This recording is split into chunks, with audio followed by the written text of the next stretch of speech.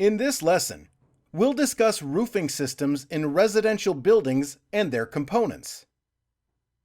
Let's start by going over the various roof finishes you may encounter in residential construction.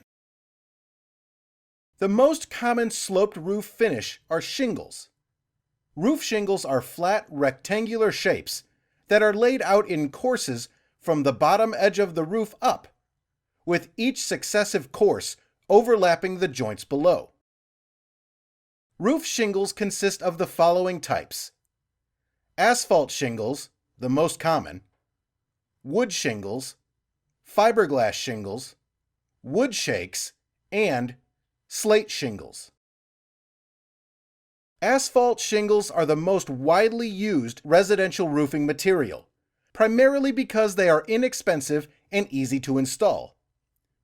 Asphalt shingles either have an organic felt base or an inorganic fiberglass base. Organic-based shingles are saturated with asphalt to make it waterproof. Then a top coating of adhesive asphalt is applied, and ceramic granules are then embedded.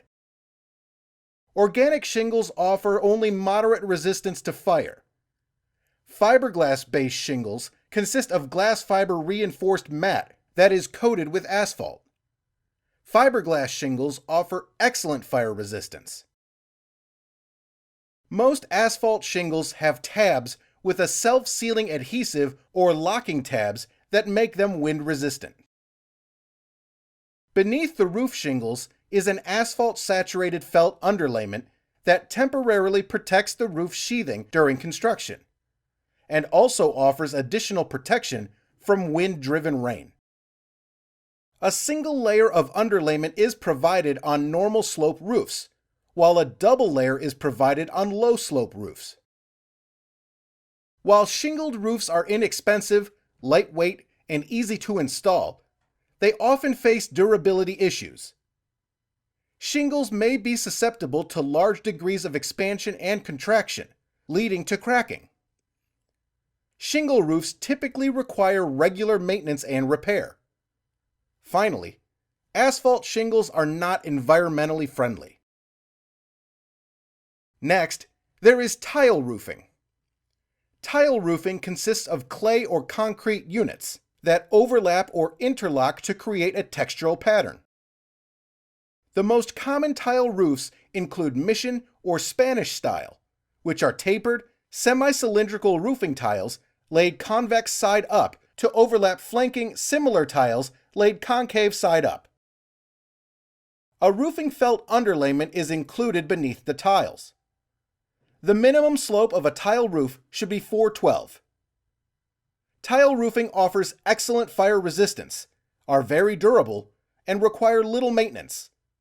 However, tile roofing is very heavy and requires additional rafter support. Next, we have metal roofing. Metal roofing is characterized by sheets of metal whose seams are interlocked to create a strong visual pattern. Metal roofs are made of a variety of materials, the two most common being copper and corrugated or ribbed panels. Copper roofing offers a very compelling aesthetic, which through its natural weathering process turns from a warm bronze tone to a green patina finish. Copper is extremely durable and requires little maintenance. Once installed, copper will not require painting or finishing. On the downside, however, copper is very expensive, which leads to a high upfront cost. There are a variety of seams used in copper roofs, including a standing seam and a lap seam. Standing seams are made by folding up the adjoining edges against each other, then folding their upper portion over in the same direction. Lock seams are made by folding up the adjoining edges against each other, folding them over, and flattening the interlock. The seams are typically spaced 12 inches to 24 inches on center. The recommended minimum slope of a copper roof is 312.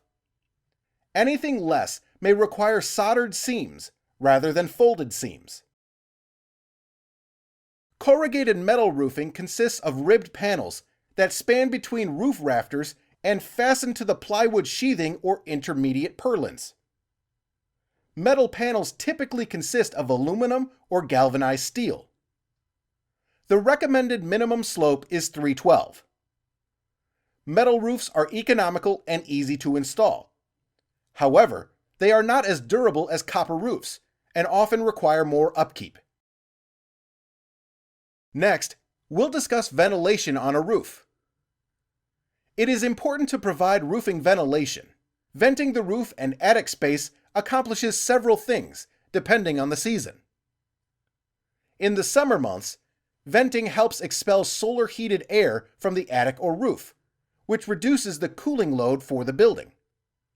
Throughout the day, the building is constantly absorbing heat, which combines with the heat generated within the building from people, appliances, lighting, etc. The heat will ultimately rise to the top of the building, where it needs to be expelled. In the colder winter months, venting helps prevent ice dams from forming on the roof by maintaining a cold roof temperature. The idea is that if the roof is not vented, warm air from the living spaces will make its way to the roof and melt the snow. The melted snow may then freeze during the night. In a vented roof, cold air is continuously moving beneath the roof, preventing the roof from heating up. Roof and attic ventilation is accomplished passively by using continuous vents at the soffit and ridge of the roof. An airspace is provided from the soffit vent to the ridge vent. The airspace must be at least 1 inch, but a 2-inch airspace is often recommended. Sheathing and insulation should be used to make the space below the vented roof airtight. This ensures that hot air does not leak into the vented space during the winter months. Next, we'll discuss insulation in a roofing system.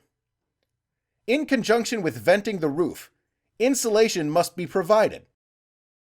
Insulation keeps the building warm during the winter months and prevents hot air from entering during the summer months. The most common form of roof insulation is bat or blanket insulation, installed between the rafters or in the ceiling cavity of the upper floor. Semi-rigid board insulation is also used, which offers a higher insulating value, R value. When insulation is provided, it is important to include vapor retarder, or a vapor barrier. A vapor retarder is a material of low permeance that prevents moisture from entering a cold space, where it can condense into a liquid. The idea is that warm air generated inside of a building will condense when it comes in contact with outside cold air and reaches its dew point. That point typically occurs within the thickness of the insulation. The water then gets trapped between the roof insulation and the ceiling below, leading to damage and mold issues. A vapor retarder eliminates this problem by preventing the moisture from ever reaching the insulation and the cold air above. In cold climates, the vapor retarder is normally placed on the warm side of the insulation, as determined during the winter months. In warm, humid climates, the vapor retarder should be placed on the cold side of the insulation. Vapor retarders can be made of aluminum foil, polyethylene film, or treated paper. Next, we'll discuss flat roofs, or low-slope roofs, which consists of a different roofing system. While most residential buildings have a sloped roof, some may be built using a flat roof. Rather than using rafters, a flat roof is built using joists, similar to that of a typical floor, although the roof load is typically less than a floor load. You will often see flat roofs on multifamily residential buildings, with CMU-bearing walls and metal joist construction. A concrete metal deck, or even just a metal deck, is installed at the top of the roof joist. Then the insulation and roofing membrane are added to complete the roof assembly. Despite its name, flat roofs almost always have a slight slope, which is why they are also referred to as low-slope roofs. The minimum pitch should be 1/4 inch, which means every foot in length, the roof rises 1/4 inch in height. The roof must pitch to roof drains. The roof drains are located at the low points of the roof, while the high points are typically located at the parapets. The slope in the roof can be accomplished in two ways. The insulation can be tapered, or the roof joists themselves can be sloped, a method preferred by roofing manufacturers. A single-ply roofing membrane is typically used on a flat roof. A single-ply membrane is a waterproof layer that is applied in liquid or sheet form over rigid or semi-rigid insulation. The single-ply membrane and insulation are then mechanically fastened to the roof deck below. A vapor retarder should be installed between the roof deck and the insulation to prevent moisture from condensing below the roofing system. The most common single-ply roofs are Epdm and TPO. Epdm, ethylene propylene diene terpolymer, is a thin but extremely durable synthetic rubber roofing membrane. It is made of ethylene and propylene, which are derived from oil and natural gas. Epdm is available in white, but is most commonly identified as a black roofing membrane. TPO, thermoplastic polyolefin, is stronger and more durable than Epdm. It is most commonly available in white and gray, although black TPO is available, and does not degrade under UV radiation. Both Epdm and TPO are inexpensive and easy to install. They also offer warranted lifespans of 25 to 30 years. On the downside, these types of roof typically leak more often than sloped roof because of the many seams inherent in their design and water ponding that may occur. If a leak occurs, it is difficult to identify its source, since the water will most likely travel horizontally along the roof deck before finding its way into the building. As mentioned above, flat roofs are typically drained using roof drains. The roofing system slopes to the low points in the roof, where a drain will be located. The drains are then piped through the building, down to the building stormwater outlet. Parapets are located at the edge of a flat roof. A parapet is a low protective wall that aligns with the exterior walls of the building. In many instances, the parapet is simply an extension of the exterior wall. Parapets are used for several reasons. First, many building codes require parapets to help prevent the spread of fire to the roof from the upper floors of the building. Second, parapets provide a vertical surface to flash and terminate the roofing membrane, discussed shortly. Finally, a parapet may be included for aesthetic reasons.